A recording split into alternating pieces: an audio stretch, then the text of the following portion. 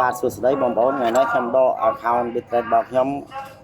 ចេញពី AI Bitrate អញ្ចឹងយើងចូល account AI Bitrate មក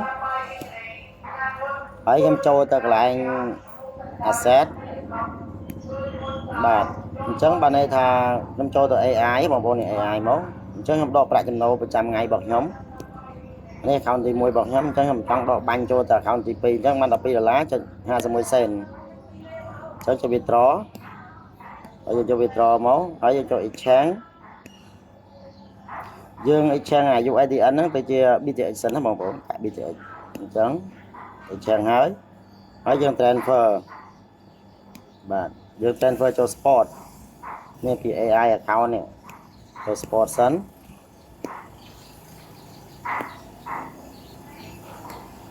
បានហើយអញ្ចឹងខ្ញុំដោយសារខ្ញុំចង់ដាក់កាក់ដកដាក់នៅក្នុង AI ប៉ុន្តែខ្ញុំដាក់ account ទី2របស់ខ្ញុំអញ្ចឹងណានេះខ្ញុំចង់ដាក់កាក់នេះកាក់ដកប៉ុន្តែខ្ញុំដាក់ daily ទេអត់ដាក់ប្រចាំថ្ងៃទេអញ្ចឹងណាអញ្ចឹងខ្ញុំទៅលក់សិនលក់ទៅលក់កាក់សិនដោយសារខ្ញុំអត់ចង់ដាក់ XRP ទេអញ្ចឹងខ្ញុំលក់អា XRP នេះទៅជា BTX ទាំងអស់មកឬក៏លក់លក់អានេះសិនអញ្ចឹងយកលក់ហ្មងទៅបងប្អូនចូល market order ហ្មងលឿនណាបាទ$11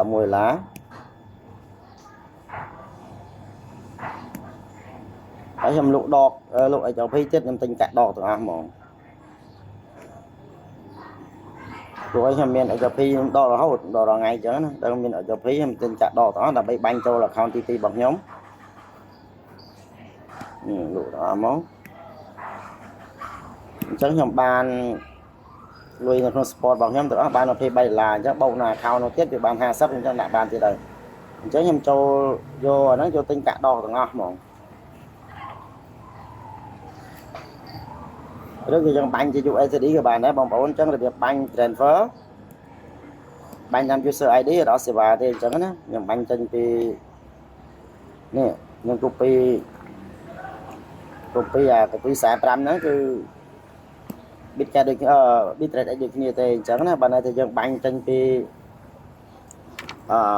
exchange ដូចគ្នាទៅ exchange ដូចគ្នាយើងមិនបាញ់តាម blockchain ទេអញ្ចឹងយើងចូល withdraw អញ្ចឹងបងប្អូនពីច្រើនតាមតនណាខ្ញុំជួយដែរដែរអញ្ចឹងកន្លែងនេះយើង copy UID ដែលយើង copy មាញ់នោះក៏ទី45ហ្នឹងមក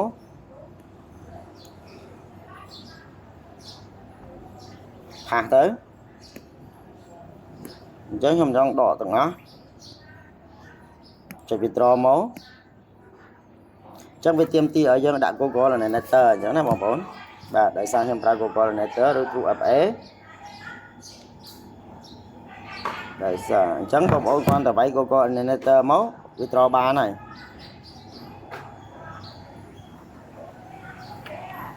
អញ្ចឹងលើ Google Netter